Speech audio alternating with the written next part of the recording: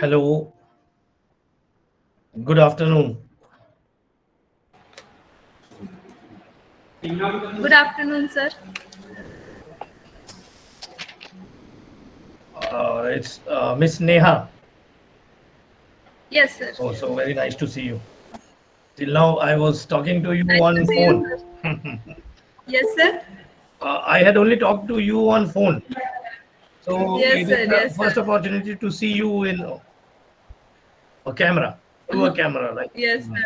Yes, sir. Yes, sir. So are we waiting for some people to No, join, sir. or we can start? No, sir. Sir, we can start this session. First, let me introduce. A very good morning to all the researchers. Welcome to the second session of day 6 of 1 week faculty development program on IPR research and publication ethics and manuscript preparation. Today, our keynote speaker is Dr. Jailis Subhan sir, who is the assistant professor and head of the Institute of Amity University. Sir had 27 years of professional experience, in which 10 years in business development, worked in 3 multinational companies, 8 years as a standing counsel, appeared before various high courts. MPCG and Nagpur bench of the Bombay High Courts. Sir is also member of State Bar Council of CG and member of the Legal Education Committee Council of India. Sir is also a member of various university councils and committee. He has a specialization in IPR and business law. Sir is also a co-author of a book, Hans K. Kelson, Pure Theory of Law. Sir has published 20 research papers in international and more than 25 research papers in various national and international conferences. Sir's achievement cannot be summarized in this short of time period. Without taking so much time, I request Dr. Jelly Subhan sir to continue his session. Sir, please. Thank you, Neha ma'am. Before we start our discussion, actually, it's a long 6 days workshop, FDP. This is the last day, I think. Yes, sir. Today is the last day. Today is the last day, and it is also the weekend. Yes, And sir. the session is just before the lunch break, right? Yes, sir. Or we have another session before lunch. So I know the kind of FDPs we have been into, and even I was as a participant as well as a resource person. So I know what happens during these hours, and after 5 days of hectic FDPs, and then again a person comes and do a lecturing on a given topic. So I don't want my colleagues to be in that dilemma of not frustration, I should say, of exhaustion, and they might be feeling exhausted by now. So let me make this very clear that I won't be lecturing to you people. I want a kind of discussion. And in that discussion, we would try to understand, because the area what Neha ma'am has given me to deliberate upon is related with the requirements of patents and copyright, right? But I would love to have responses from the participants. Before I start this story, let me have this response from you people. Is there anyone who belongs to the legal education, legal fraternity?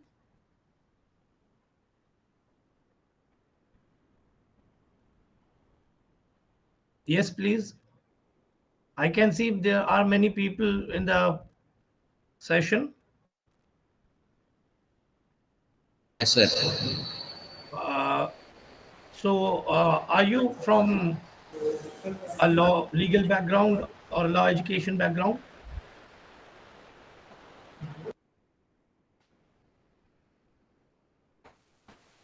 Please respond to what I feel that I am audible. Yes, sir.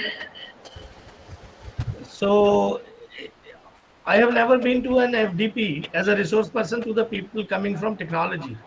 So I believe that most of you or all of you belong to the technical education, that fraternity of technology. Yes, sir. We are from engineering.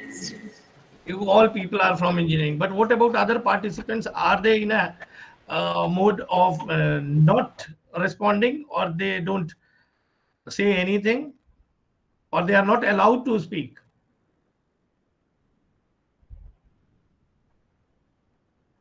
Because our story can go further if it is a kind of discussion session or session on deliberation, because lecturing is the oldest method which we may remember as a medium of learning or medium of instruction. Yes. So can we have a response from any one of you?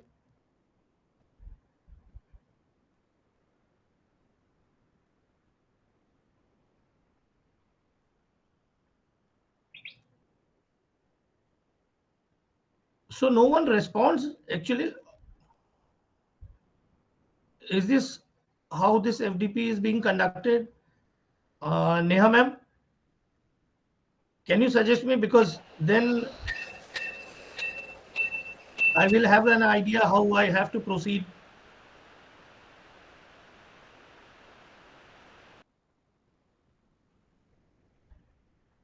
Hello.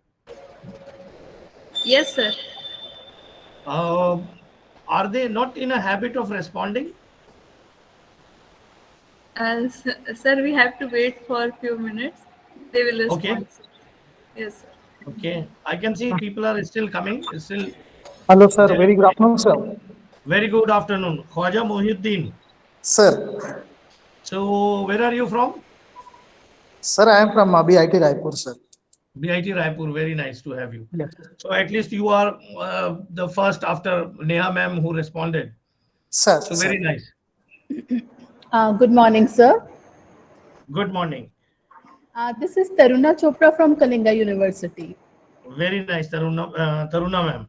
So Yes, you also sir. belong to the technology fraternity? Yes, sir. I'm from the computer science department. Very good. Wonderful. Wonderful to have people coming from technology and a person who is a student of law deliberating on matters which are primarily related to law. Yes, sir. But now Yes, people sir. are all over the world. They are discussing technology all over the world. They are discussing law and the protection, what can be provided to them for their innovations from their creations. Right. So that is how we are into. So at least two people have responded.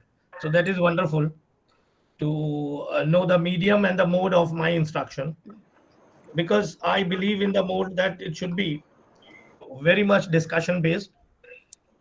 It should Yes, not sir. be it should not be plain that lecturing, and none of the people who are participating are really interested, and they just go on in a FDP to obtain a certificate. So that should not be done. So let us Yes. begin the story. And before I begin this story, let me remind you. I think that most of us, all of us rather, I should say, remember the story of Dronacharya and Yes, sir. Eklavya. Yes, sir. What happened? What happened in that story? Can anyone tell us, or I should tell? So that story is about the relationship of a teacher and a student. Hmm, The student, he wants to study from a particular teacher, but he is hmm, not able to. But still, he focuses in his mind. He hmm, considers that he is my teacher, and then he practices, and then he's quite good. And then he says to Dronacharya that yes, I want to be. I am a student, and I am good in this particular, that Partially. particular shiksha. Hmm. Yes, right. That particular skill, he's only good because he's the teacher. Hmm. But Arjun was like the favorite student of Dronacharya, and he didn't want any other should be as good as Arjun. So he asked him for his thumb, so that Hmm. he would not be as good as Arjun. So that's basically the story of this. Sure. Any other person would like to give this version, or any other version is also there? Sir, will and power should be there towards our goal, and whatever the Guru Hmm. says. So, in terms Hmm. of the benefit of the particular slave, so definitely you should follow, Hmm. and very few Hmm. will follow the instruction of a master. So, a lot Hmm. of concept behind the story, sir. Okay, fine. Let me tell you the story once again, maybe in a different way. There is a teacher, a renowned teacher of a particular skill, and in this case, it was archery. A student approaches, a person rather, we should say, approaches that teacher to learn that skill from that teacher. The teacher, or maybe the trainer, the teacher says that he is not able to take him as a student because of certain reasons. The student leaves with a disheartened, as a disheartened person, but he thinks that he can learn that skill by only watching the teacher training his students, and he will thus learn the art by only watching, and he will practice, and one day he will become an expert or become a master of that skill. And similarly it happens. But when the teacher comes to know that he is equally trained, equally skillful as the students who were learning in his class, he the story may be different, that he didn't wanted anyone else except Arjun to be the best in the skill, and therefore he demands the right thumb of this very student who had in fact learned and practiced that art by only watching the teacher training his students. Right? The story may be in the either way, what you have told and what I have told. But the question is, who was this teacher? The teacher was the person who was creating a knowledge. And this knowledge was determined for certain students, not for Eklavya or not for other students who were not in his class. Right? Yes, sir. Right or wrong? Yes, sir. Yes. Then the students who were there in his class were the authorized persons to learn that art from that very particular teacher. And like the story goes, Eklavya was not a student admitted in his class. That means he was not authorized to learn from that creator of knowledge. And we see that the first step of any learning, can anyone tell me what is the first step of learning? Desire to learn. Desire to learn. Obviously, desire to learn is something which is an internal aspect. But the external aspect? The teacher. Copying. Copying is Right. the first step of learning. Yes. Yes. And here, the copying which was done by Eklavya was unauthorized. Right? Right. And what is this intellectual property right? What everyone is discussing, deliberating upon, intellectual property right. It's a three-word term, intellectual property and right. Primarily, it is the work of, or it is because of human intellect. That is why it is intellectual. Second word comes as property. Property. What is property? Property is something which I possess and I have certain rights over that. Certain rights means to own, have ownership, to use, obviously to reuse, to transmit, that is to assign, to sell, and to even pass on to my successors. That is to alienate that ownership right. These come with the term of property. And the most important right which we have premised over, or which comes with this very concept of property, is a right to restrict. A right to restrict.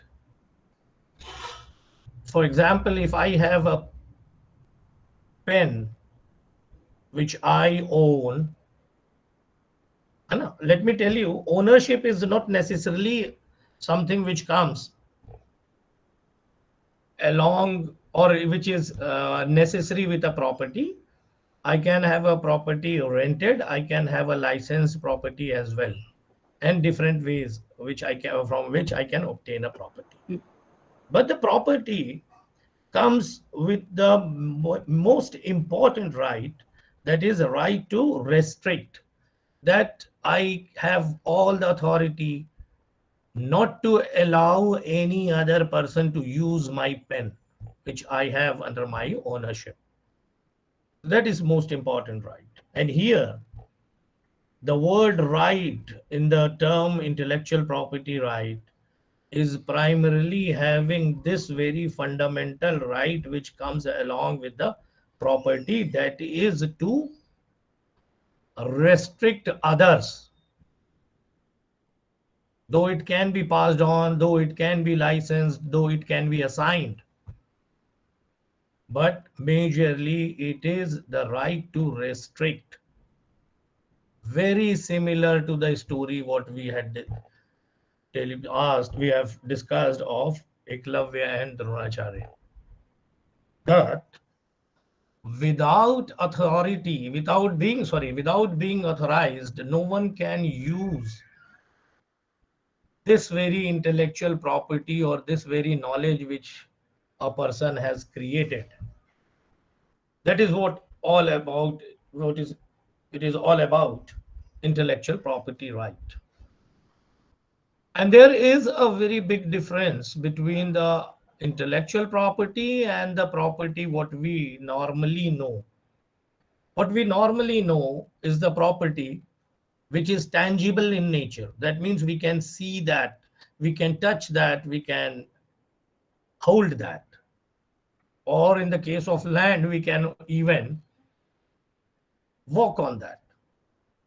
But this property is intangible.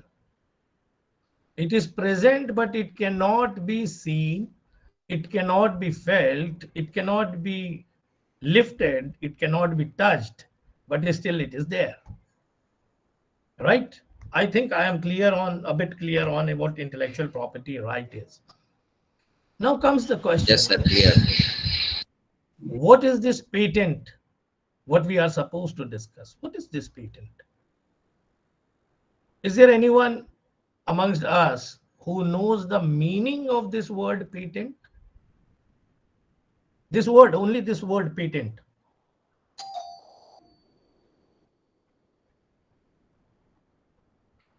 Any idea? Just a guess can be done, because we all are teachers and researchers. Researchers are there, right, in this gathering. Patent means which is open, exhibited, which is prima facie available. Patent. The opposite of patent is latent, which is hidden. So patent is exhibit. It's open. It's open means it's open in public domain, that everyone knows. Everyone is familiar with it. It is exhibited to the entire world. That is why it is said that this knowledge, which is patented, necessarily be in the public domain. Now a question arises. Then when we were saying that this is a protection given to certain, I'm using the word certain, inventions, certain creations of knowledge. And on the other hand, I am saying this patent means which is exhibited, which is available in the public domain. Then what kind of protection it is? Suppose that knowledge is already in the public domain. Then why? And how you can say that patent is a medium of providing protection to what has been created by the efforts of a person. Can we have any idea from those who were responding earlier? So that particular person can actually claim the ownership. It should not happen that some other person gets the credit for something that someone else has invented. So if I have invented something, so I should only be able to claim the ownership and I should get the credit for it, not someone else who copies it or that way. Yes, credit. And what is this credit all about? Just The by having credit a can be monetary as well. Like if there are, it is like there are some monetary reasons related to that. So that can be one thing. Mhm, So it should not be like that someone else is getting paid for something that I have worked hard for. So mhm, it contains my hard work, my blood, sweat, and tears, and then mhm, someone else is getting credit for that, and maybe some monetary advantage also, and mhm. it can be some respect also, right? So if Right. I do an invention and that invention later got a Nobel Prize, let's say, Mhm, and but I was not the one who was credited for that particular invention, and somebody else was credited. So that should mhm, not happen. mhm. So primarily it is related with three aspects. One was that you should have credit. That means it's a matter of recognition, Right. right? It's a matter of recognition. Secondly, you said of monetary. That means of commercial exploitations related to that invention. Whatever commercial benefits may arise should come to the creator of that knowledge. That is incentivizing. The purpose of patent is to incentivize the creator of that very knowledge. Thirdly, when I use the word that it should come into public domain, is related to the idea that it should benefit the public at large. Though you have created, that you have put in your efforts in creating those, or this very new knowledge or new invention you have created, but it should not remain only with you. It should also come in the public domain. That is the art of producing that very knowledge, the art of creating that very new knowledge should also come to the knowledge of the public at large. Therefore, these protections, which we know as patents, or any protection under that IPR regime, IPR, in fact, is not a singular right, but it is a bunch of different rights. We will come to that. Now, when it is to be exposed in the public domain, the inventor has to be incentivized. So the question arises, what kind of protection it is? The answer to this question is that it is a protection which will make sure that the inventor shall have a limited period to enjoy every commercial benefit arising of this invention. And in the case of patents, it is for 20 years. Similarly, there is another creation of knowledge which we also know as literary works. They are protected under another type of IPR, which is known as copyright. Is copyright for eternity, or it goes in perpetuity? No. Copyright, to enjoy the fruits of your created work of art, is also limited. It's limited for the life of the author, and after the author, 60 years for the successors of that author. And after that, it is available in the public domain. Public domain means here that public domain is related with the copying, the adaptation, and the creation of those very created art which was protected earlier under copyright. And now let us come back to the idea of patent, which we started our story. Now, patent is a kind of IPR. It is not the kind of IPR, but a kind of IPR. And there are 7 different IPRs created by law. That is, there is a particular statute, a legislation made by the parliament of the country, which provides for protection of these intellectual properties. 7. But there is one 8th IPR, 8th creation of knowledge, which is not protected by a law, by a statute. Rather, it is recognized by the courts of our country. Can anyone have the idea? 7. Let me first enumerate the 7. First, patent, trademark, copyright, software, the written software protection, that art of writing software protection, then plant variety protection, 5, GI, 6, and design, 7. 7 statutes are there, 7 acts are there, like the Indian Patent Act 1970, Indian Copyright Act 1957, and so on and so forth. But there is an 8th IPR also, which is recognized as a IPR by the courts. Is there anyone who has this idea? What is that 8th, or what should be that 8th?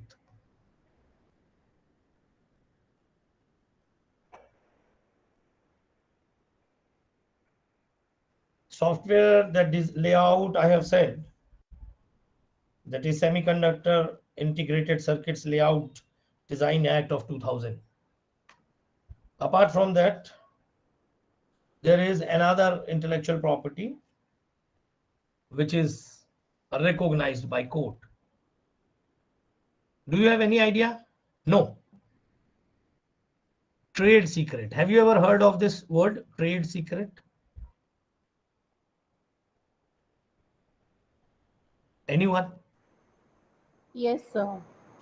Trade secret. Do you know about any interesting event related with this trade secret? Just like prior to this session in the morning that we had, it was like in that the sir was telling us about various trade secrets. So like he talked about the trade secret of the spice mix in KFC chicken. So Yes, that is a trade absolutely. secret. Absolutely correct. Then there is a Pepsi case. Yeah, Then there Coca is a Cola. thumbs up Coca-Cola case. Ah, right, Yes, Coca-Cola sir. case. Coca-Cola case also. So these are only recognized by courts in our country, that they are not protected under any act, but recognized. And these are the rights which remain a right till eternity, or we can say there is no time limit to these protections. Only trade secret. Now the question comes, like we started with patents. What is then patents all about? What does it cover? What does it protect? Patent protects only products and processes, nothing apart them. Product and process. The requirement of patent is that it should be what? A new product or a new process. To understand it in a very layman's language, it should be said that there should be a new product or a new process. That is the element of novelty. Novelty should be there. Second aspect is that it should be non-obvious. Non-obvious. That means it should not have been a prior art. That means it should not have been known, or it should not be non-obvious. Non-obvious basically relates to the processes. Like for example, if one day I try to file or to obtain a patent on the process of cooking rice. It's also a process, how we cook rice. No one has patented that. And suppose I just put down that process, that first you have to take rice, boil it in water, then drench that extra water once the rice is boiled, and just give that boiled rice a bit of heat and put off the stove, and your rice is ready. This is also a process. Can it be patented? No. For what reasons? That it is non-obvious. It is already known by the people. So the first requirement of novelty comes with this second requirement of non-obviousness. Then the third requirement is that it should have industrial utility. That means it can be produced for the consumption of people at large. It should be producible, a new word I have coined, producible or manufacturable. It could be made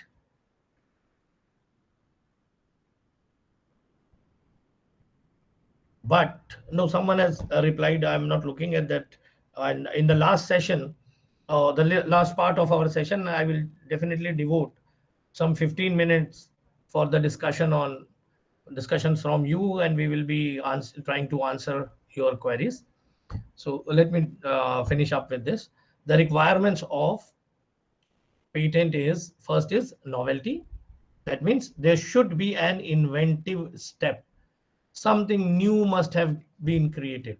When I say inventive step, that does not mean that it should be an invention altogether, like what we say of revolutionary inventions. Revolutionary inventions means, for example, invention of wheel is revolutionary.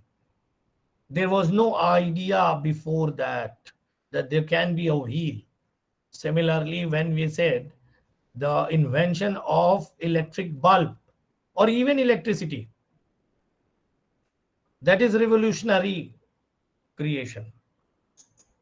And second is evolutionary creations, evolutionary increment to the existing knowledge. That means how it gets evolved, evolutionary process is there, it develops. So the development can also be evolutionary in nature. For example, when the wheel was created, it was used as a mode of transport or traveling. Car mein aa gaya. Then earlier we had wooden wheels, then metal wheels, then now we have more sophisticated wheels, alloy wheels, then tubeless tires, etc., etc. So these all are evolutionary in nature. And even then, there is an inventive step involved in these evolutionary inventions. Therefore, it is also protectable under patents. And what has been created is a product. Like this wheel is a product. But the process of manufacturing this kind of wheel is also patentable as it is a process. You know, most of the patents what we have in our country are related to protection of processes. A very few may be there, which may culminate into a product. But earlier there are only processes. So these processes are also protectable. And what is the duration of this patent? The duration of this patent is for 20 years. And most interestingly, you know, in the field of pharmaceuticals or biotechnology, for example, a pharmaceutical company or a researcher in a biotechnology lab creates a medicine, antipyretes for lowering down the fever, the temperature of body. And then he adds upon another molecule which acts as an analgesic to reduce pain. Then again, it can be added with another molecule which may take care of cough or cold. So the first product, when that antipyretic, pyretes or paretics, whatever it is called, was created, it was patentable. Add on to that was again patentable. Again add on to that was again patentable because of the very cause that it was having an inventive step involved, an incremental knowledge was there, therefore it was patentable. So I hope till far I am clear on what is patentable, what are the requirements for Yes, sir. getting a or a process to be patented. Now there is another story. Then what is copyright?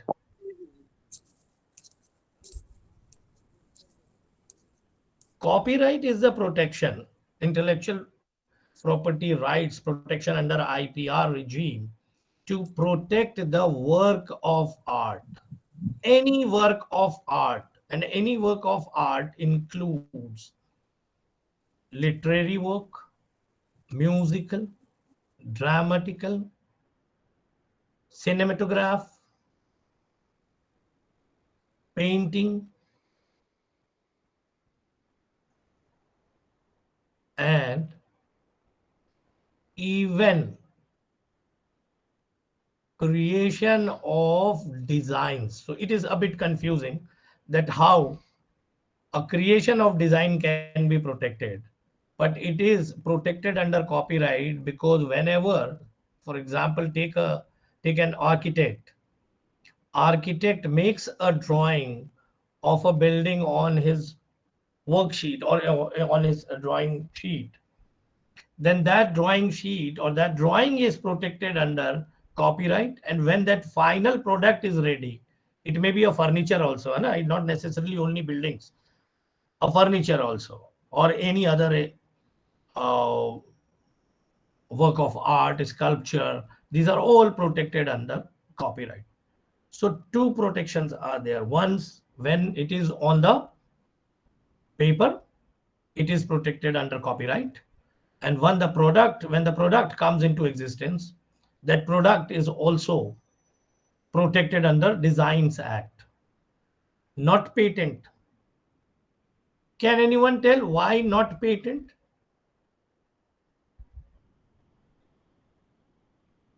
If the discussion of patent was clear, let me repeat the question.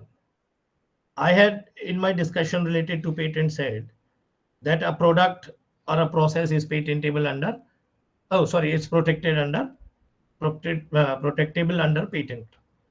And now I'm saying that an architect has drawn a certain design of a mall. The drawing sheet of that architect is protected under copyright. But when that very design comes into existence, like that very mall comes into being that has been constructed, then that design of that mall or that very mall is protected under the Designs Act, not under the patents. Whereas I had said a product is protected under the patent regime. Can anyone answer that why it is so? Then it will be clear for me that you have got at least some idea of patent what I have been discussing.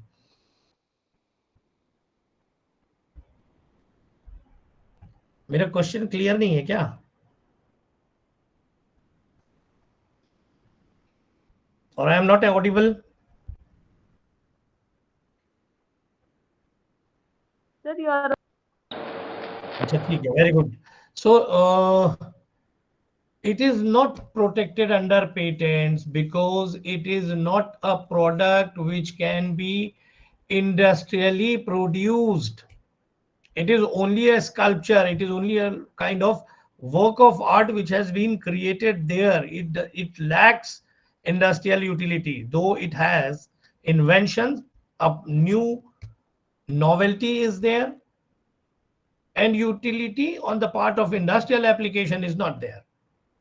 So therefore it cannot be protected under patents, but it will be protected under the Designs Act. Sorry. Now come back to the idea of copyright. Copyright is available for any work of art. Literary work, that is writing, that is drawing, paintings, cinematograph films, music, and even performances are now protectable under copyright. Is there anyone who has heard about Usain Bolt's victory signal, what he makes after completion of his race, of his event? He is also demanding a protection to that very action. For obviously commercial exploitation.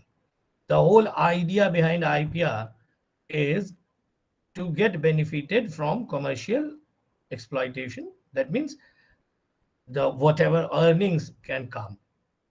So a performer can also have a protection under copyright. Now, very interesting question I make to all the teachers who are present here. Is there any copyright to your lectures, what you deliver in your classrooms? No, sir. No. Acha. So how many of you think it is no? It can be copyrighted, Hmm. but till yet we have not proceed ahead for that. Yes, obviously, it is protected. It is protectable. No one can videograph my lecture without my permission and use it for commercial benefits, except me. When I allow anyone else to make a commercial benefit out of my lecture, then only he can use. Otherwise, my right to restrict prevails. And as far as I told you, that this copyright protects the work of art and the patents protect the creation of product or process. In both the ways, it is creation of new knowledge. But how patent can be availed or how obtained? Patent can only be obtained by applying to the patent office, which requires the disclosure norm. It includes that the knowledge what you have created has to be disclosed to the patent office, and your exclusivity will remain till the period for which that patent is provided. Similarly, what will be the process to obtain the copyright? Here comes a big dilemma. Copyright is a right which subsists in the work of art itself. Like if I have written a letter, my copyright is there, it subsists in the that letter what I have written. Then why we need to apply for copyright protection? This question arises.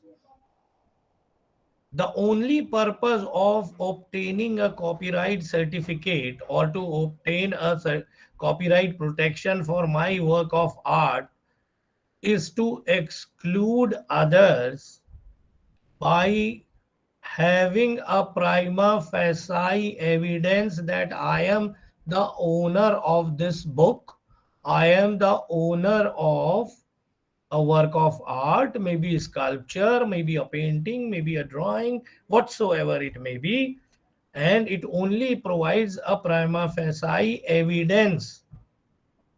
Because if any dispute arises, anyone infringes upon my copyright, the onus of ownership will not be upon me, rather it will be upon the petitioner, that he has to prove that that work didn't belong to me, rather it belonged to him or her, and for that reason he is permitted to allow to exploit that very work of art. I hope I was able to uh, convey whatever little bit I could do on this topic, because even if we take patent or copyright in uh, separately also, 1 hour is very less time. It needs a full sessions for at least 14 hours to try to understand what is the difference. But let me tell you very interesting aspect. Since you people are from technology, you know, as the technology goes on developing day by day, we have development in this IPR also. Like in the very latest scenario, when we are talking of artificial intelligence, data analytics,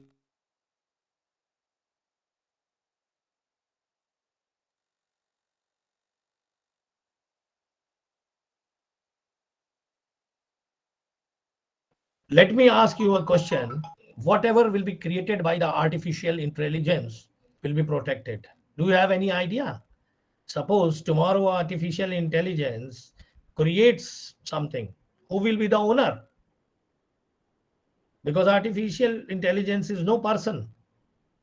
These questions remains to be answered in the by the IP regimes.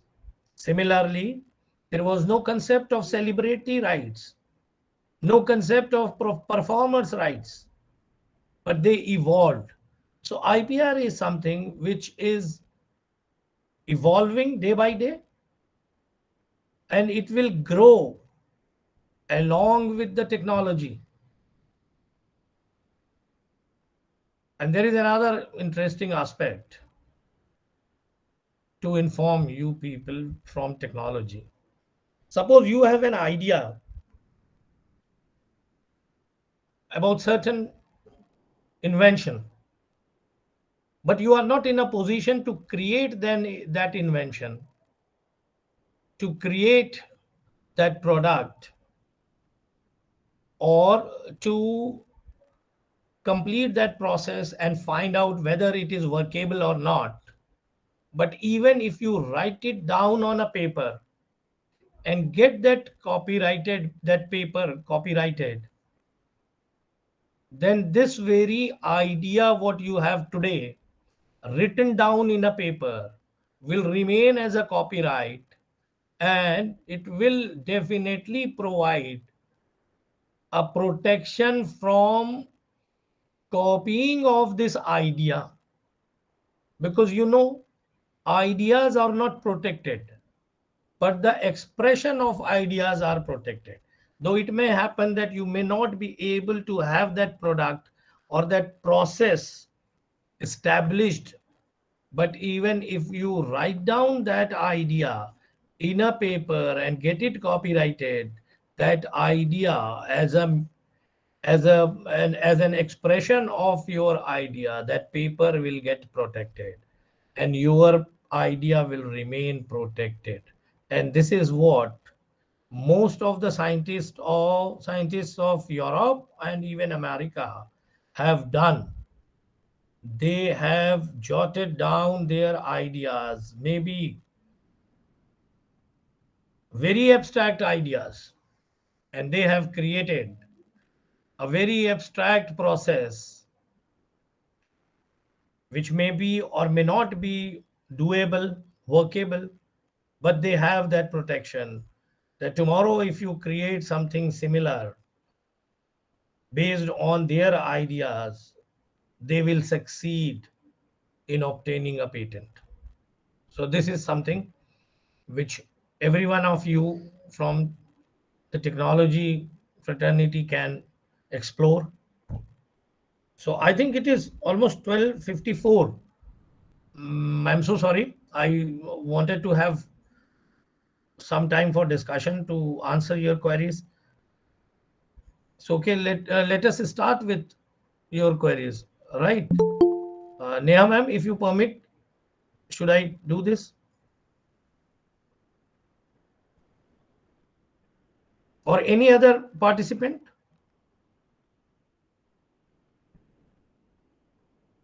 If you have any question, any kind of query related to copyright, related to patent. Yes, sir, I have one query. Mhm.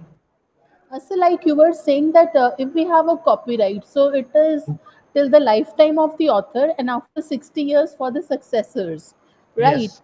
Hmm. So, like now, if I want to copy some work of Shakespeare or just want to adapt it, I can It's do a that.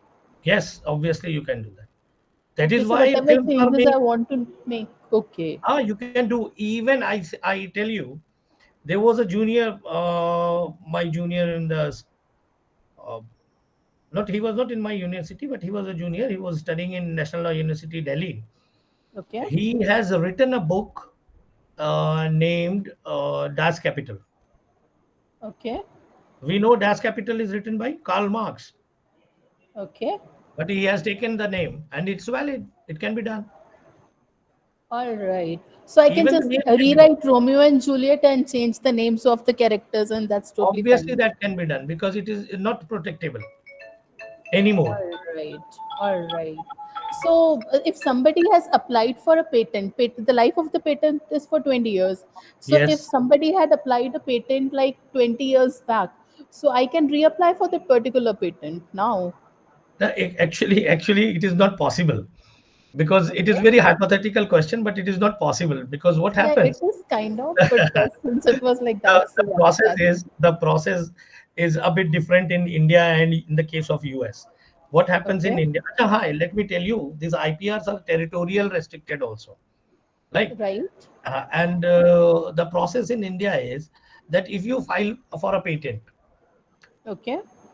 immediately upon acceptance, because there are certain conditions on which you cannot file a patent. That means you cannot file a patent for frivolous claims, frivolous inventions, and even you Okay. cannot work on atomic energy that has been restricted under our statute in under the Indian Patent Act. Apart Okay. from that, if you file for a process or a product to for patenting, Okay. immediately it will be the what do you say, objections will be called for. Okay. And suppose it has been created elsewhere by any other person, it will be only given a period of 1 month. And if the Right. objection comes, then there will be a discussion on whether to apply, to provide patent or not. But after the expiry of another 180 days, the patent will be awarded to you. Okay. So it is not possible in India to have a kind of 20 years long time, and then after that you can apply. So that becomes very hypothetical. It is not possible, but Okay. maybe it may be. But even if it is again filed after 20 years, the Okay. previous filing status will be checked upon, and it depends upon the patent office to provide you a patent or not, right? All right. All But right. in the case of US, in the US patent office, the moment an inventor applies for patent of any product or process, Okay. immediately the patent is being awarded, and then thereafter objections are called for. All Like right. you people might be aware of that there was a patent filed for Turmeric. haldi, Yeah, filed turmeric. for basmati, filed for neem in Okay. US Patent Office, USPO, and Okay. immediately it was granted. Then objections were called, and when India and Pakistan jointly opposed that basmati rice patent, Okay. India neem, then haldi, and so forth, it was taken back. Okay. And very interestingly, those patents filed in the US for haldi, neem, etc., were filed by the Indians. Okay. All right. Okay. Okay. Now let us come to another story. Let me tell you and ask you another question, because as a matter of fact, as I said, I am a student of law, so I am full of questions. Let me Okay. ask you: are you people aware who is the person who has the largest ownership of music in our country? Who owns A.R. music? Rahman? A.R. Rahman. Okay, very fine. And any other? Any guess? No. And any guess from other participants?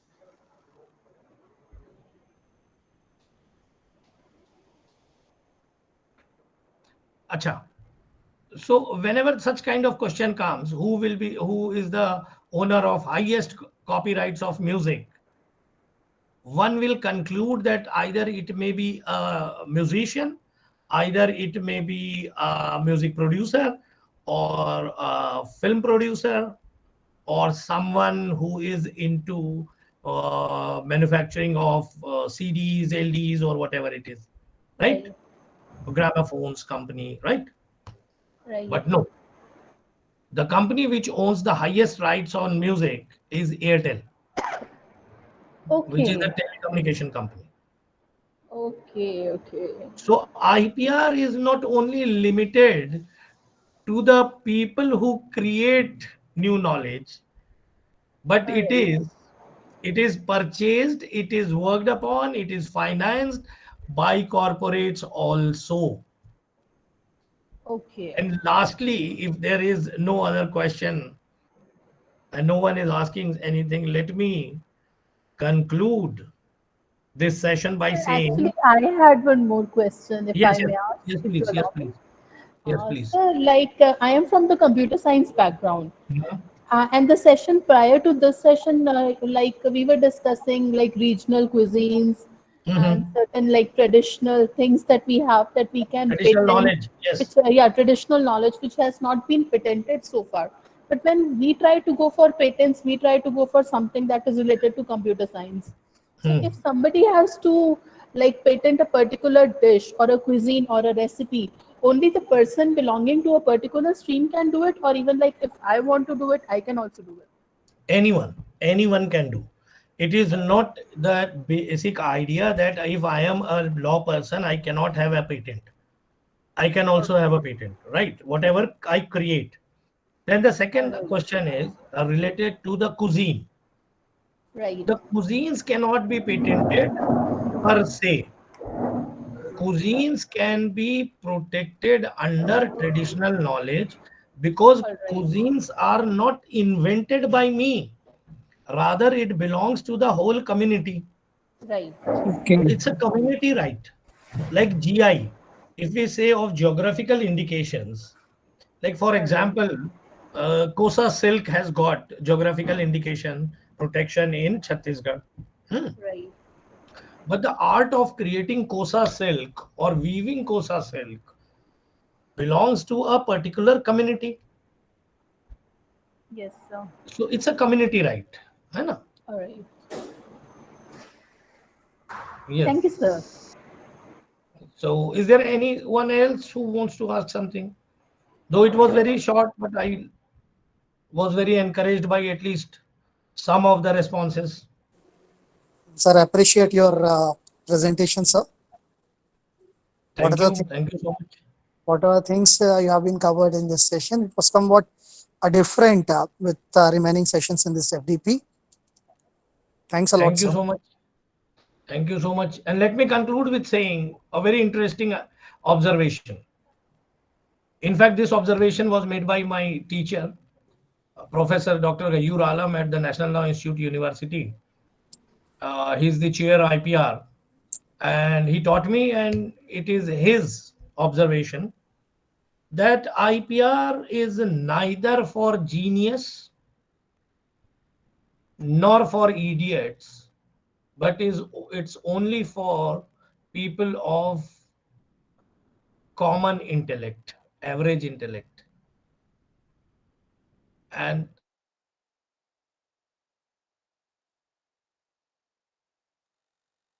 wrote Ramayana for copyright, neither Edison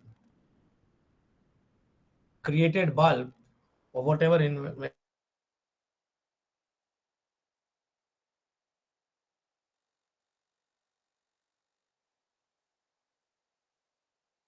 invention painted Mona Lisa for a copyright.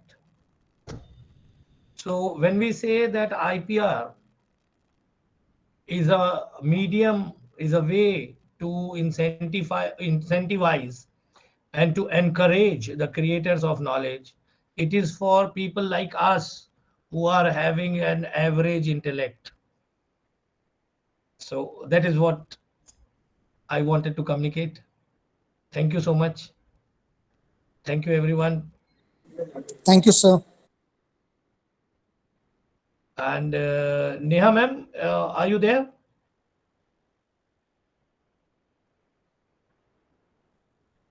Can I leave?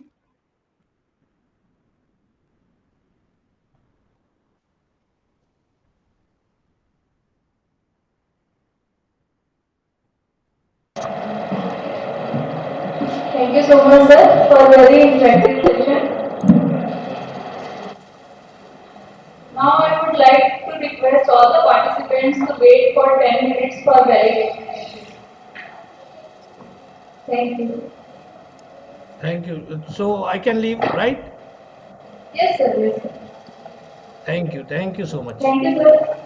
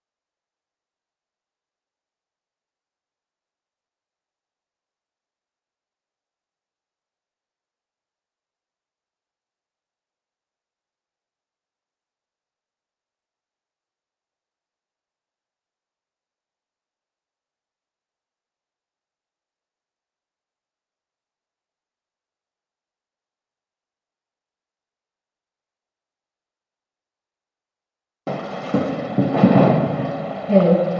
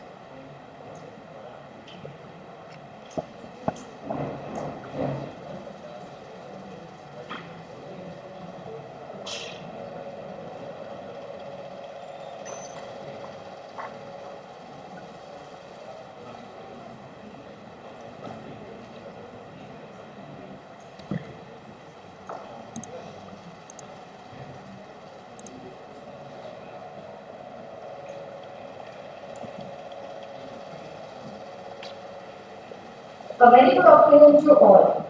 It gives me immense pleasure to extend to you a very warm welcome on behalf of Department of Research and Development, the IPR, who has clubbed all of us in this gathering for the Faculty Development Program on IPR, Research Publication Ethics and Manuscript Preparation during 22nd August 2022 to 27 August 2022.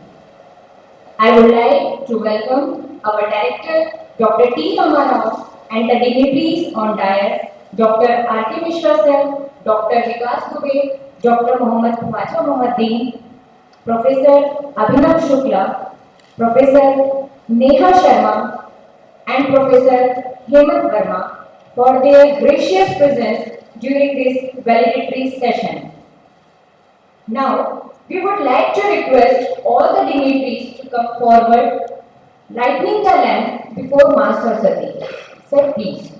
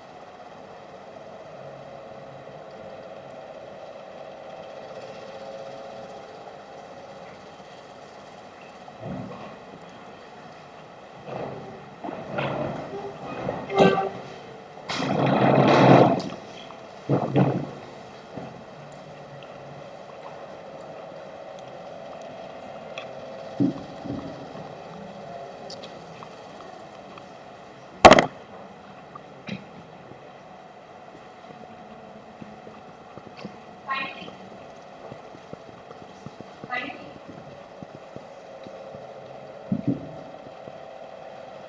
finally, we have come to end of this 1 week faculty development program where we all have been contributed ourselves in one or the other way.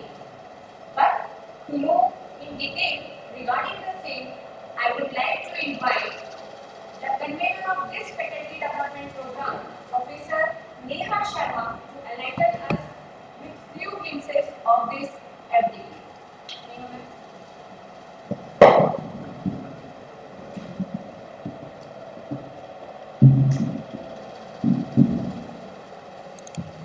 Thank you so much, ma'am.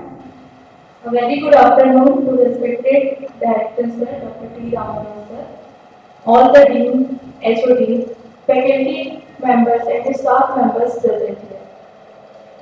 The 1 week faculty development program on IPR research publication ethics and manuscript preparation is organized under the Department of Research and Development Cell of Pillai Institute of Technology, Raipur. This activity has been organized to enhance the awareness of faculty, researchers, scholars in the field of research paper writing, patents, its patentability criteria, process of filing and patents, article preparation and submission, uses of citations, references, use of mental softwares, etc. The FDP has conducted in 60 different sessions of 1 hour each session. The resource persons of the FDP are Dr. Amit Dubey sir, who is the scientist E as well as director of CCOS Raipur, Professor Rajat Malhotra sir, IP attorney and a principal consultant of IDEA to IPR, Dr. Ramesh Chandra Panda sir, chief scientist of WeGrow India, Dr. Shishir Vin Sarma sir, who is assistant professor in ITM University, Dr. Prasanna Sarma sir, proctor and professor of MIT University, Dr. Jailis Subhan sir, who is the head of the Institute of MIT University, Dr. Vikas Dubey sir, Dean and Research and Development Cell of Pillai Institute of Technology, Dr. Khwaja Moinuddin sir, Dean and Training Placement, Pillai Institute of Technology, Dr. Shilpa Sharma ma'am, Assistant Professor of Department of Chemistry. The first session was led by Dr. Amit Dubey sir, who had given his keynote initially providing an overview about the IPR, that is what is the IPR and what is the importance of it. It actually covers the various aspects of IPR like copyrights, patents, trademarks, industrial design and geographical indications. The talk generated many queries and he very patiently answered of every question. The relevant industries examples are added a lot of values and meanings to this session. The next session was led by Professor Ramesh Chandra Panda sir. He first gave an interesting historical background about the emergence of IPR and how developed countries have somewhere uses the concept of IPR. Later, he spoke about the infringement, inappropriation, and enforcement of the intellectual property right and how there could be possible breach of law or criminal laws depending on the type of intellectual property. He incorporated examples of various countries which made an easy understanding of the concept overall in a very interesting and relevant session. The next session was led by Dr. Khwaja Moinuddin sir. He has delivered his keynote in the area of research paper writing, patent and its patentability criteria and references along with the mandate. He has given a brief explanation about the various references styles, that is how to secure our patent in out of India, various types of patent, applicability, and uses of Mendeley software and so on. After that, the next session was delivered by Dr. Vikas Dubey sir. as a keynote speaker in the area of publication ethics, publication misconduct, scientific misconduct. He has given brief explanation about the scientific misconduct drills such as falsification, fabrication, and about the plagiarisms in the paper, that is questionable research practices, misuses of research data writing. Overall, this session is very knowledgeable and informative. Then our next keynote speakers are Dr. Prasanna Sharma sir and Dr. Cecil Winsor, who has delivered their keynote on the approach of conservation of traditional knowledge to the intellectual property rights, availability of how we can use these tools and how it can be useful for the research and the data analysis, or how we can find the impact factor of any journal. After that, our next keynote speaker delivered his lecture, Dr. Shilpa Sharma ma'am, on the topic of basic elements of manuscript preparation. That is, what is the manuscript and how manuscript can be prepared. Later she covered the topics like selecting a journal and what are the key points of the maximize to your publication effectiveness. Our last session was delivered by Dr. Jerry Suvan sir. Sir has an interactive session with the participants about the intellectual property. He discussed about the revolutionary creation and evolutionary processes. Overall, the whole session is very informative and interactive. In the end session, as academicians, this session made us aware about the legal aspect of IPR2 and how we can safeguard our intellectual property. The session also covered aspects related to rules, position involved with the regards to publishing your works, invention or ideas. Finally, I would like to thank all the keynote speakers for accepting our invitations to be a part of this successful FDP. Thank you so much.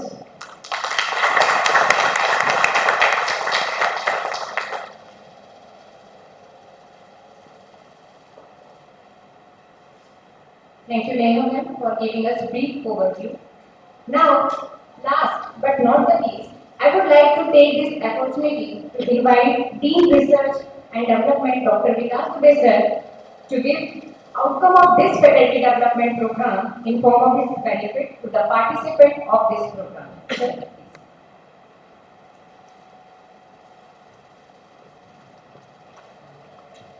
Thank you very much, Rasmina. Dignitaries on the dais, respected our director T. Ramarao sir, convener of the conference Professor Neha Sharma, co-convener Professor Hemant Verma, Dean Training and Placement Dr. Khwaja Muhyiddin sir, Dean first year Abhinav Shukla sir, faculty members and all the participants. Good afternoon to all. In this 6 days faculty development program, I think all our faculties and participants enjoyed the sessions. Last 2 sessions are very interactive by Prasanna Sharma sir and one professor from IPR, Amity University, and they will interact related to our Indian traditions up to IPR. How we can correlate our Indian traditions, how we can correlate Indian culture, and what is intellectual property rights. In first day, Dr. Amit Dubey sir from Chhattisgarh Council of Technology, Raipur, and he is scientist and joint director of CG Cost, and his session is very interactive. They will interact with us and told how the council, Chhattisgarh Council, help us for patent. And I would like to request all the faculty members to join and write a proposal for innovation and patent policies. And he will help us for some funding. I would like to share two of my experience related to research and publication ethics. Initially, I have started my research career in 2009, and one of my friend from IIT Raipur, he is pursuing his PhD from Patni Pravesh University, Raipur, and he also suggests me as a reviewer for their paper. And sometimes the paper will come for review, and I will accept the paper for review, but I will go for only the rejection or major reason because lacking of novelty and some misinterpretation in their results. So some papers we will go for the revision, that is major revision, not a minor revision or not acceptance. And I will I have write 2 to 4 pages of comments, that's for major revision. And my friend told me, who is the reviewer? He is mentally sick, which write 2 to 4 pages of comments for my 8 to 10 papers. So I must say, I don't know actually, and I will try to correct his paper in many way, and my suggestion is related to generally structural analysis because he generally put the structural analysis of by XRD pattern, but not calculate the Hall Williamson calculations, and there are so many parameters in Excel differential analysis. So I would like to enhance the quality of the paper. Means if any comments related to reviewers, and that may be a major reason, means that is not a lack of quality of your research paper. They wish to enhance the quality of your research paper. So I always go for the major reason or rejection because it enhances the quality of your research article. But my same friend, he is working at Dr. Pravesh University, and some papers come from his lab to him, and he also tried to accept or go for the minor revision. So I find the gaps and see the trend that their article, his lab fellowship article, was retracted in last 2014 to 2020. His 12 articles are retracted, but my friend's article is still yet not retracted due to because of the reviewers policy or the ethical policies. So that is my one way. And second, in 2016, after my engagement, my wife's paper will come to review. Okay, and I am the co-author in that particular paper. But she is not informed to me that I am the co-author in that particular paper. So I was declined the request from the publication house or from the journal. I am unable to review that particular paper because I am the author of this paper. So these are two incidents. So you will be ethical in your research and you will definitely succeed in your research career because that of that particular reviewer, I will always go for the major reason. I am the associated editor of that particular journal, that is the Journal of Radiation Research and Applied Sciences, published by Elsevier, and its scientific impact factor is near about 1.7, and this journal is ESCI. So my suggestion is that you will go for the ethical research and definitely you will be succeed for your research career. So in this word, I must congratulate to our core research team member and organizers, also technical committee accounts department for the successful conduction of the 1 week LPP program. Thank you very much.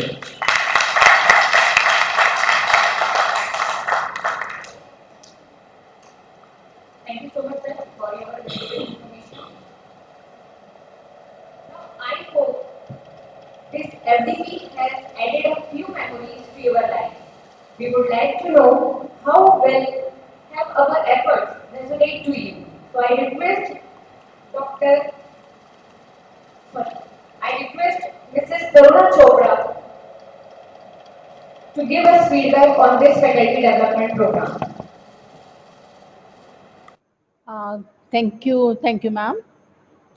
I would like to extend a very good afternoon to all the respected dignitaries, and I would like to congratulate BIT Raipur for organizing such a wonderful 6-day FDP program.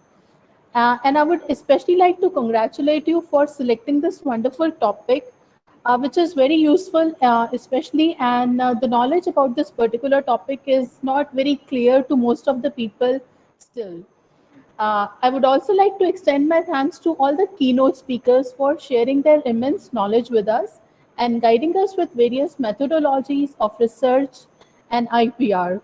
I would like to thank Khaja sir, Vikas Dubey sir, Shilpa ma'am, especially because they were connected with us through all the days, all the 6 days of the faculty development program, and they gave us wonderful guidance and a very good like insight about all the various aspects related to research paper writing and IPR.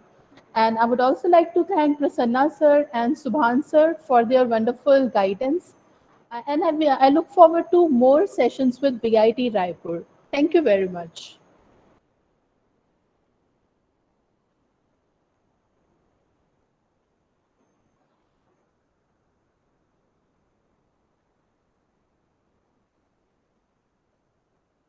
Lead of this faculty development program, none other than our director, Dr. T. Ramarao for his opinion on this auspicious occasion. Sir, please.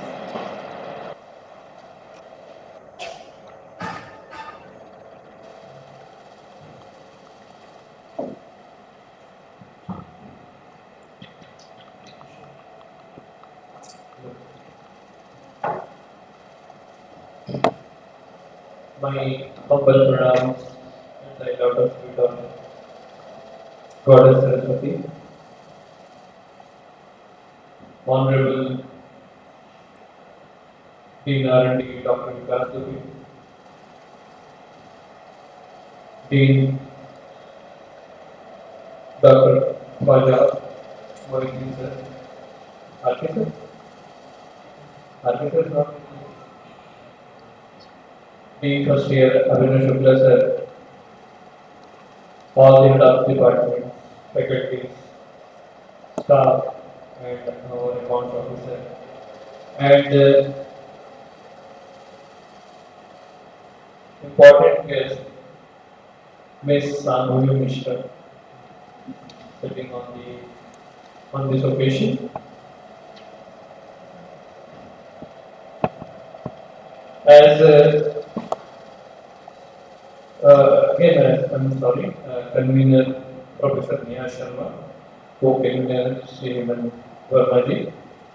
I must congratulate convener and her team for successful completion of this FTP.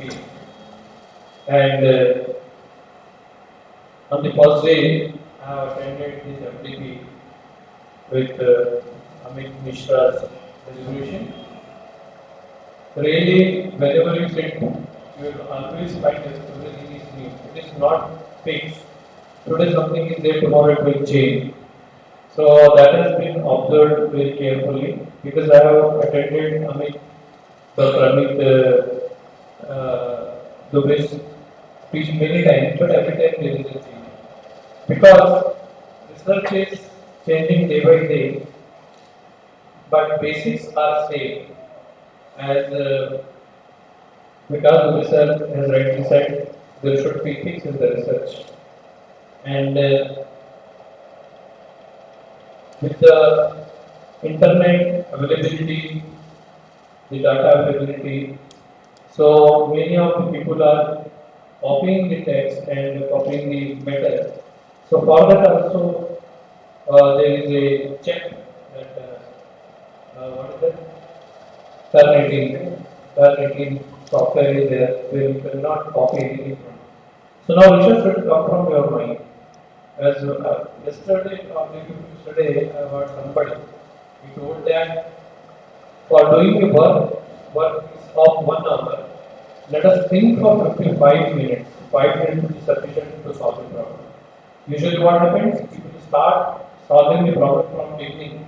So it will come to no solution at the end. So let us think many times to solve a problem, and then you put your brain on that to get the result. The research is also like that because when I did my research, I was in fix how to do it. So then my guide Dr. Push Pandit sir has guided me, and I did my research in the lab. It was very interesting, very challenging because I took 5 years to complete my thesis. That was the last year. It could not able to do that. It was on labs. So, and one more thing I want to add to it, that you should forget yourself when you are doing the research. Who are you? What is your position? Then only you can do something. And I was not knowing about the publication of the paper. My guru, late Dr. D.S. Bal, he told me that let us publish a paper in 1988 on my work on that project of the final year. He asked me to prepare a paper, and that paper I prepared on forecasting the future demand of one problem, and it was published in AMSC, France. So simply I thought that something you will write and somebody will publish it like that. But later on, when actual research started, so I found that it is very difficult. And moreover, I have given emphasis to my faculties and others that research is the only way where you can be identified in the market. Not result, not placements, they are secondary. But research of any institute give you credentials in the market. And you know that earlier nobody was not knowing that NIR. Now everybody is trying for NIR, and NIR or MBA or any accreditation. Everybody will see what is your research, what is your contribution in the research, how many patents are there, how many books are published. So a whole credential goes to the research only. So that's why I asked my R&D team to go for FDPs and research. So they told that before going to research, we should know what is IPR, what is ethical writing, everything. Because all these things, when you know, then only you can go for good research. So they have successfully done. I must congratulate Professor Neha Sharma and Hemant Verma under the guidance of Dr. Vikas Dubey for the excellent work. And in spite of time schedule also, they have taken care of it and they have completed this every page 5 days. And I also must congratulate the participants, as Karina has told me that 45 participants have taken their participation in this, and out of these 45, 2 are from the other district. So I must congratulate to them also that this activity will give a guideline for your future research. And I hope that with the pledge that this is the beginning of our research, and we'll continue. And when you do this, so sometimes we'll go for sponsored projects from the outside, and then we can generate revenue from this system, college and yourself also. So with this, again congratulating the team, and with the hope that my faculty will involve themselves in the research and will come with a good result. So thank you for the organizer and congratulations. Thanks.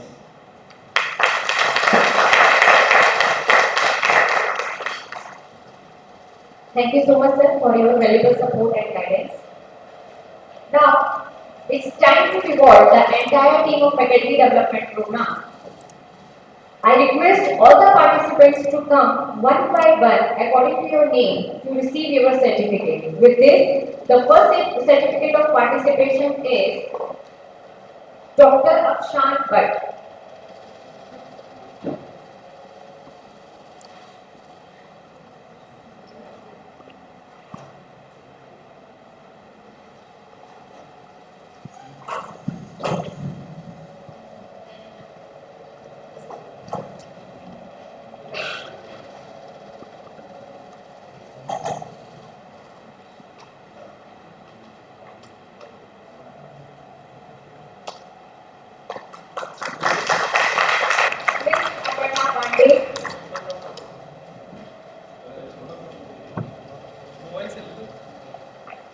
Next,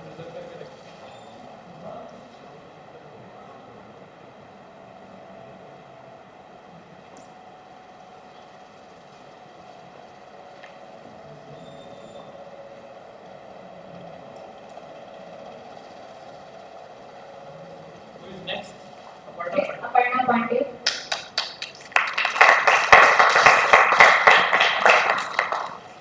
This is Tejasvi Hall.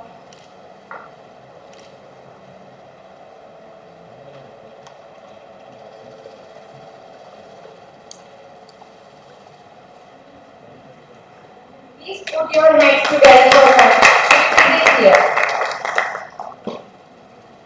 Miss Deepmala Pandey.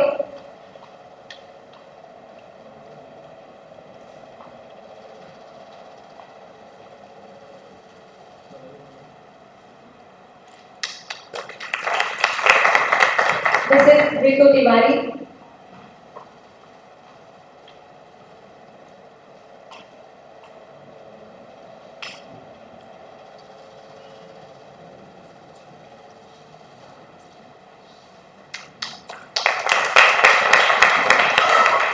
Miss Ritu Dhoni.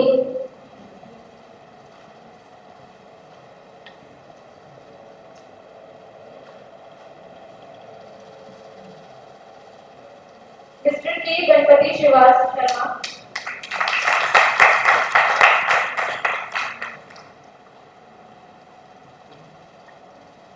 Professor Abhishek Kumar Sahu.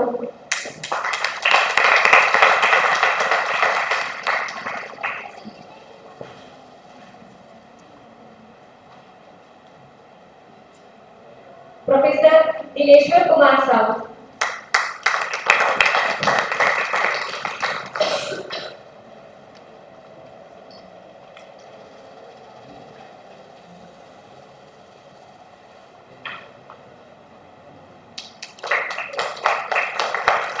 Professor Om Prakash Barapatre.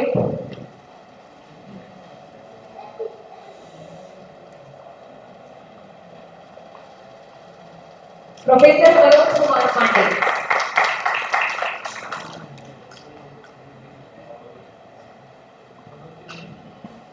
Now comes to turn of Certificate of Appreciation are for technical committee members. Mr. Narendra Devangar as an IT coordinator. For kind information to everyone, it's today Narendra's birthday. So let's all wish him happy birthday, sir.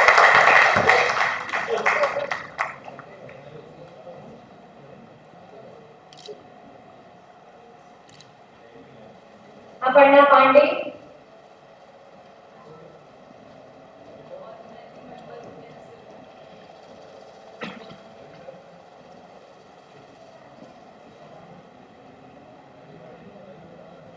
Vinod Kendre. Mr. Bhupesh Yadav.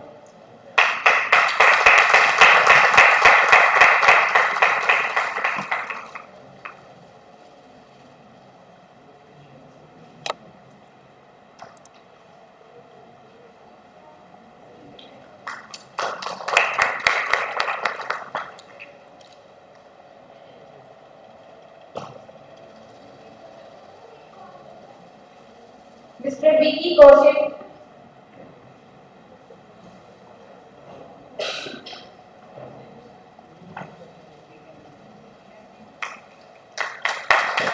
Mr. Sahaj Ram.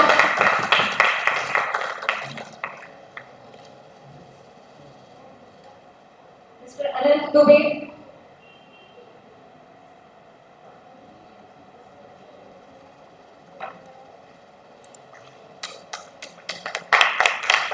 Mr. Shubham Sinha for covering the basis of this FDP.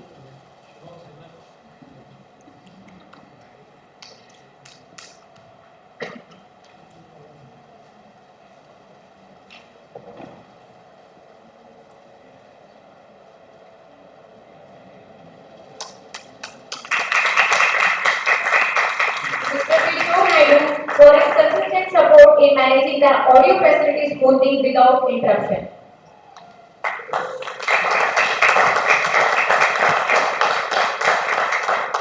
Next credit given for flex and memento printing, Mr. Ajit Agrawal. Dr. SSK Deepak.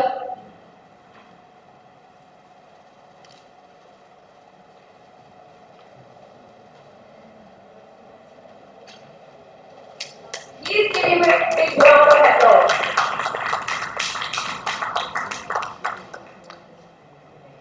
Next, Treasurer Committee, Mr. Vaibhav Gupta.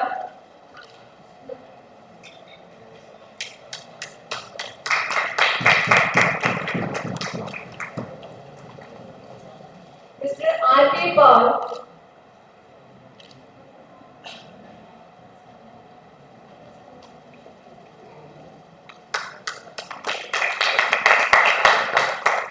Next come turn of Registration Committee, Ms. Ritu Bhoi.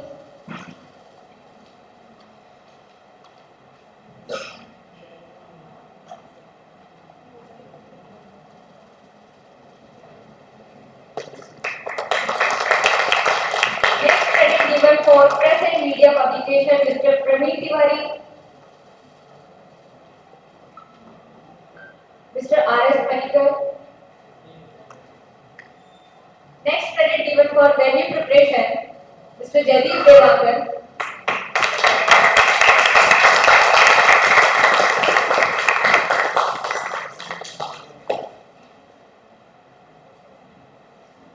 Mrs. Rashmi Mishra.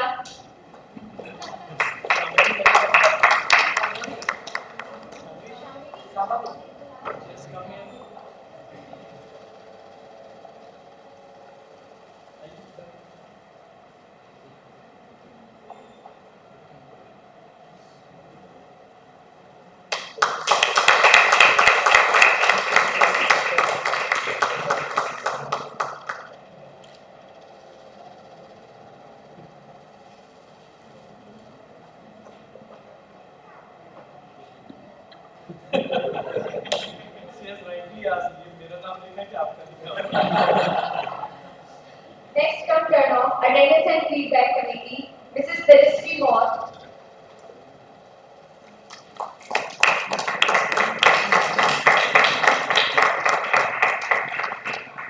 Mrs. Ritu Tiwari.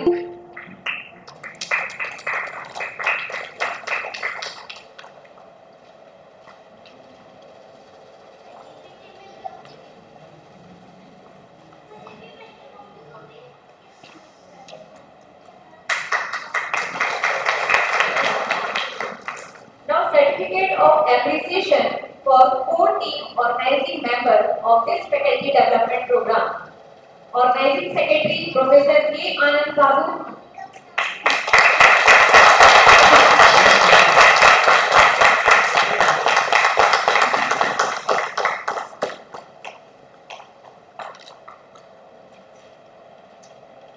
Co-convener Professor Hemant Verma.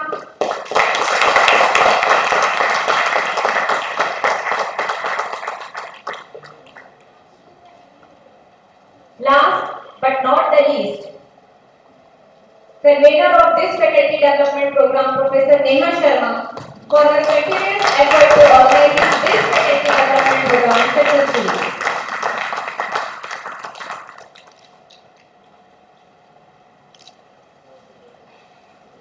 Now, certificate of honor for the expert who has taken their precious time for their busy schedule as keynote speaker. Along with certificate, they are also being honored with a token of respect in form of memento. I would like to invite Dr. Vikas Dubey, Sir Dean Research and Development. Please put your hand together for his presence here.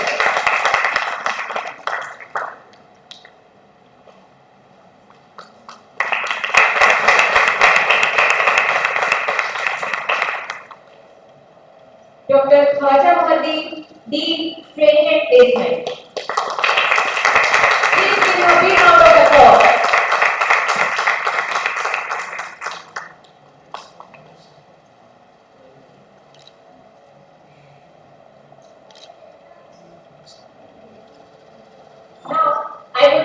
request the convener of the program, Professor Neha Sharma ma'am, to present the token of the gesture to Dr. T. Ramarao sir for his emerging support and consistent follow-up in completing this faculty development program successfully.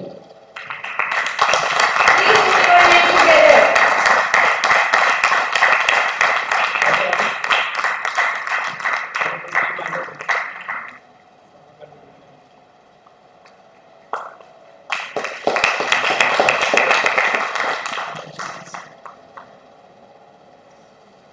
Now, I would like to call Organizing Secretary Professor K. Anand Babu sir for vote of thanks.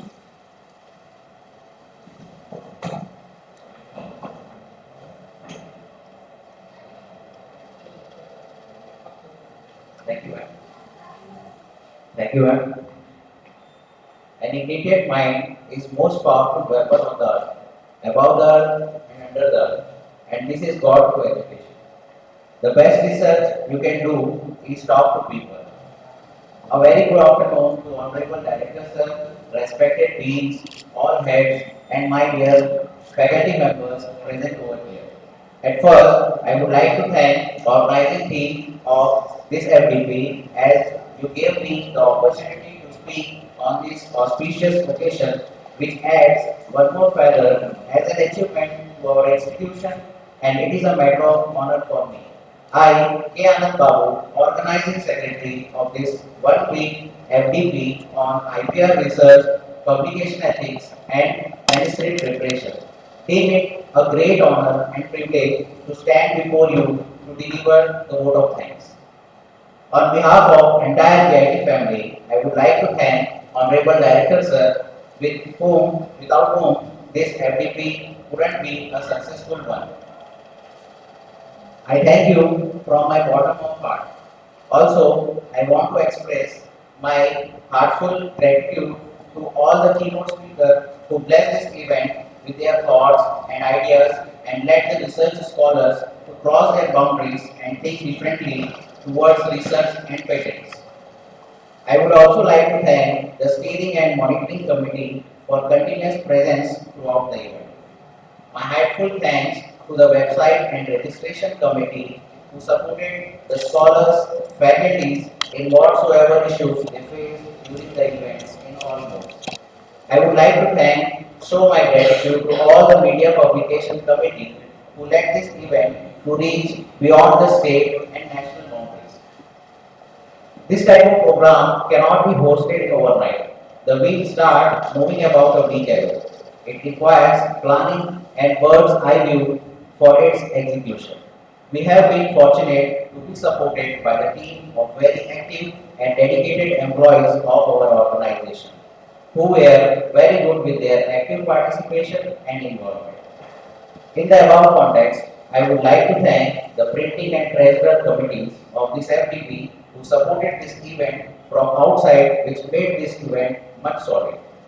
I wholeheartedly want to thank the technical team and venue committee who were the backbone of this event for complete preparation and making best arrangements in such a short span of time for hybrid mode conduction of this event. I truly appreciate the effort of attendance committee and welcome committee for continuous monitoring this event from the day one to the last bite of the event. I would like to thank the organizing team, especially convener Ms.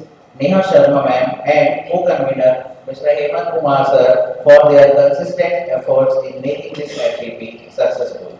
I would like to congratulate R&D team for their successful involvement as an odd support in coordinating the FDP smoothly.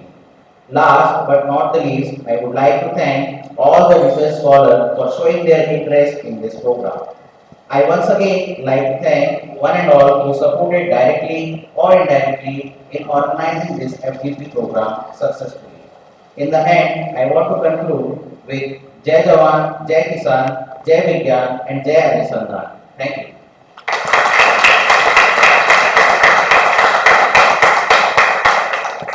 Thank you so much, sir.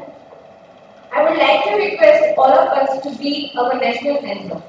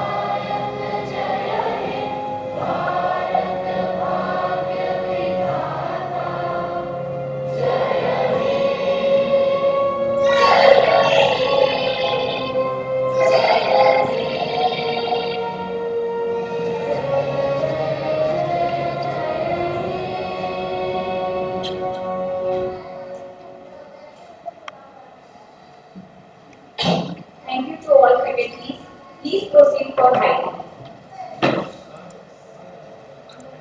In the front